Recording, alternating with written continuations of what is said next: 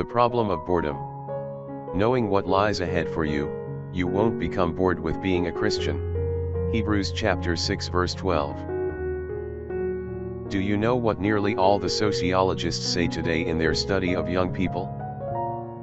The greatest problem facing young people today is not sex, it is boredom.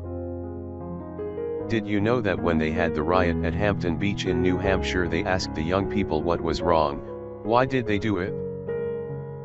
Many of them said, just for the hell of it. Bored life has no purpose, life has no meaning. Give your life to Christ and you will never spend another bored minute. Give your life meaning and make a decision to accept Christ today.